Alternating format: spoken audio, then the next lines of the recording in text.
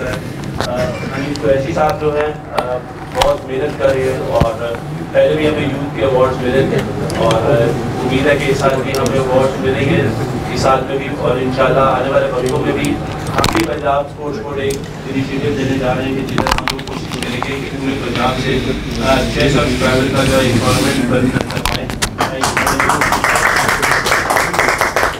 जितने भी हमारे बच्चे हैं और जितने भी लोग इससे खेलते हैं मुस्तफीद और जितना भी टैलेंट है उसके सामने है ताकि आने वाले वक्त तो पाकिस्तान की रिप्रेजेंटेशन करें। तो इसके लिए आया बुलाया था और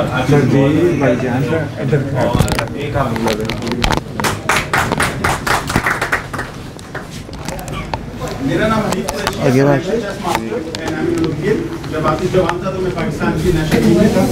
अब हम कोशिश कर रहे हैं कि हम अपने टैलेंट को इंटरनेशनल स्टेज पे ले जा सकें। मैं बहुत शुक्रगुजार हूँ पंजाब गवर्नमेंट का भी और ख़ास तौर पे वहाब रियाज साहब का भी, क्योंकि खुद स्पोर्ट्स मैन है, स्पोर्ट्स को बहुत समझते हैं और माशाल्लाह मैं समझता हूँ कि इनके आने के बाद पंजाब में जो स्पोर्ट्स की एक्टिविटी है that has revived.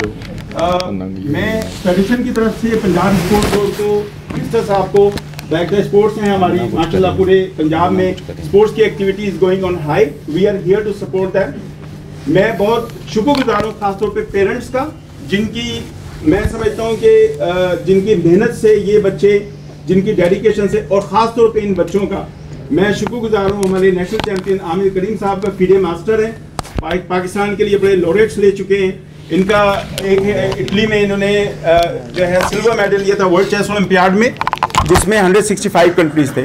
Coming back to that, मैं समझता हूँ कि मिनिस्टर साहब की ये बड़ी जो है एक कंट्रीब्यूशन भी है, पैट्रोनेज भी है कि वो इन बच्चों को, जो पंजाब से 9 बच्चे सिलेक्ट किए गए हैं, पूरे मुल्क में हमने हाइब्रिड ट्रायल कराया जो पहली दफ़ा पाकिस्तान की हिस्ट्री में हुआ, on the board and hybrid style में। तो ये पहली दफ़ा पूरे मुल्क के बच्चों को अपॉर्चुनिटी दी गई है ताकि वो नेशनल टैलेंट पूल में आए। हमारा बच्चा कहीं पर भी पूरे मुल्क में होगा वो नेशनल टैलेंट पूल में आए और पाकिस्तान की नुमाइंदगी करे। This is all on merit, और इस मेरिट पे होंगे तो हम देखते हैं कि आयत आसमी हमारे सामने बैठी हैं, मिस सिद्रा भट्ट तशरीफ रखती हैं, इनकी mother. That is an honour for Pakistan that Ayat Asmi won the bronze medal in world schools championship in Kazakhstan in August 2023। बताइएगा क्या आप इनके लिए अनाउंसमेंट कर रहे हैं, स्पोर्ट्स बोर्ड क्या रोल प्ले करेंगे? देखिए, स्पोर्ट्स बोर्ड ने ऑलरेडी पहले भी एक यूथ चैंपियनशिप था उसकी किया था। अभी हम लोगों का एक गोइंग फॉरवर्ड इंशाल्लाह होपफुली कमिंग वीक या उससे नेक्स्ट वीक में सीएम साहब से हम टाइम लेंगे।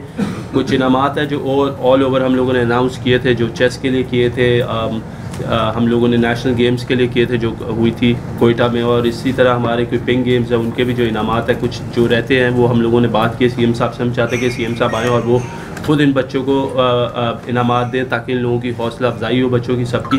तो मोस्ट प्रोबेबली जो हमारे डीजी साहब हैं they are already working on it. इंशाल्लाह होपफुली कमिंग वीक और नेक्स्ट वीक जो है इंशाल्लाह कोई एक हम लोग जो है वो प्रॉपर इसकी एक सेरेमनी रखेंगे जिधर हम पूरे पेरेंट्स को भी बुलाएंगे ताकि उनको पता चले कि पंजाब में हम लोग जो है वो स्पोर्ट्स के लिए काम कर रहे हैं।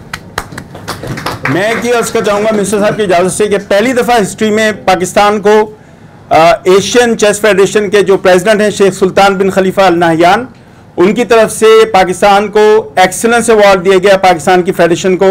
मैं समझता हूँ 66 years after that is a recognition for our services. We have taken this job as a passion last year जब हम इलेक्ट हुए।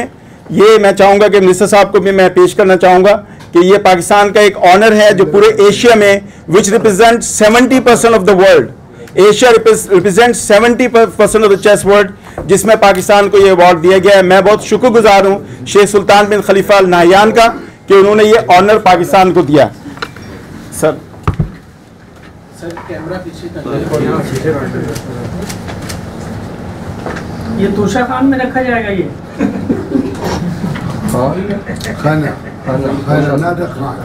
सामने देखिए। ठीक है, थैंक यू। Thank you. कोई सवाल है तो बताइएगा कि जो माली मसाइल आजकल चल रहे हैं, आपकी टीमें बाहर आ रही हैं, जा रही हैं, तो इसको मीट कैसे करते हैं? कौन स्पॉन्सर करता है? Lots of time parents are sponsoring. Lots of time parents are sponsoring. I'm very thankful to the parents because their contribution is pivotal in this. Governments at different times sponsor करती हैं. We are having a different ways of sponsoring the events. Including the government. Punjab government से भी हम expect करते हैं कि इसमें हमें हेल्प करेंगे, जिसमें हम पंजाब के टैलेंट को पूरी दुनिया में रोशनास करा सकें। ये एक बड़ी डेडिकेटेड टीम आपके सामने मौजूद है, और ये पेरेंट्स की सपोर्ट के बगैर और डेडिकेशन के बगैर और कम्युनिटी, गवर्नमेंट, मीडिया और जो ये सॉफ्ट इमेज है पाकिस्तान का, हम जब भी पोर्ट्रे कर सकते हैं, then we work together. So we are working together to bring it to the world stage.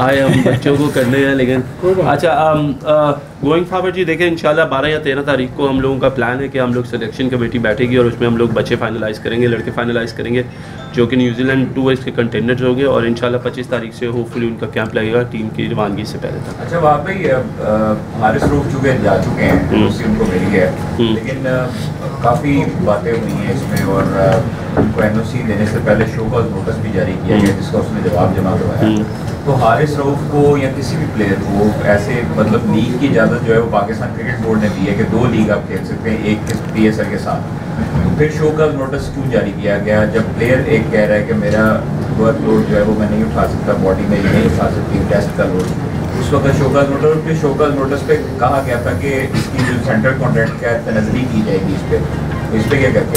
देखिए पहले तो मैं आपको थोड़ी सी चीज़ें यहाँ पे क्लियर कर दूँ। हारिस रऊफ हमारा एक अपना प्रोडक्ट है जिसको हम ख़त्म नहीं करने आए।